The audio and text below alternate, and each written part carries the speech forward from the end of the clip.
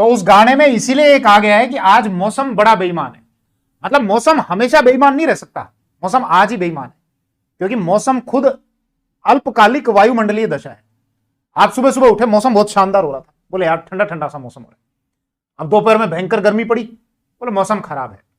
अचानक से बादल हुए, बारिश हो गई, बोले यार मौसम शानदार हो गया। दोस्त को फोन मिलाया, बोले यार मौसम बढ़िया हो रहा है, कहीं घूमने चलें क्या? बोले हाँ घूमने चलते हैं। अब जहां पर घूमने के लिए गए वहां पर धूप पड़ी हुई थी, वहां बारिश हुई नहीं, फिर दिमाग खराब, बोले यार मौसम तो यहां बेकार हो रहा है, वहां का मौसम बढ़िया हो रखा था। तो मौसम क्या है? अल्पकालिक वायुमंडलीय दशा, मतलब बहुत शॉर्ट टाइम के लिए ये होता है। इसलिए जो गाना है ना कि आज मौसम बड़ा बेईमान है, वो आज बेईमान है, वो लंबे टाइम तक नहीं रह सकता, क्योंकि अगर वो लंबे टाइम तक रहेगा तो फिर शब्द चेंज हो जाएगा, फिर हो जाएगा जलवायु।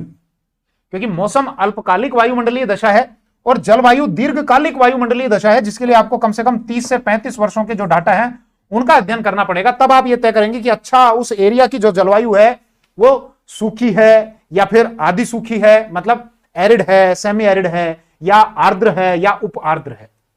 अब राजस्थान के संदर्भ में हम बात करें ना, तो हम ये कहते हैं कि बोले साहब यहाँ की जो जलवायु है ना वो बहुत एक्सट्रीम है, कि गर्मी पड़ेगी तो भयंकर, जैसे कोई बढ़ गया हो, सब कुछ आग लगा दी हो, और सर्दी अगर पड़ती है तो साहब सर्दी भी ऐसी सब कुछ जमा देती है।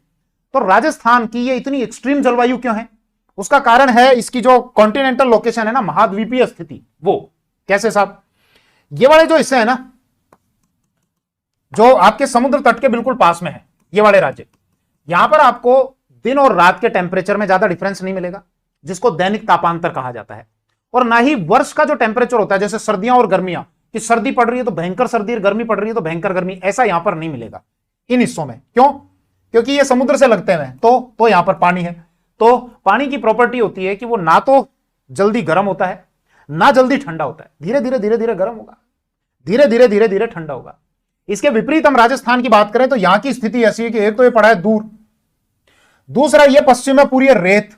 अब रेत है उस फोम की तरह, जिस फोम में आपने पानी डाल दिया, पानी डालते के साथ उस पानी को सोख लेगी, और जैसे आप निचोड़ोगे उस पूरे पानी को वापस निचोड़ देगी।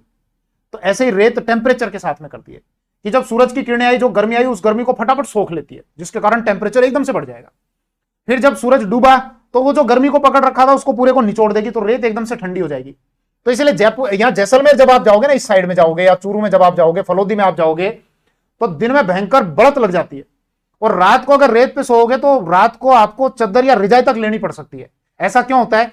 इसकी इस स्थिति के कारण। दूसरा, यहां पर जो ये रेत है जो बहुत जल्दी गर्म होती है, बहुत जल्दी ठंडी होती है, इसीलिए हम यहां पर देखते हैं कि हमारा जो वार्षिक तापांतर है वो बहुत ज्यादा होता है। सर्दी पड़ेगी भयंकर,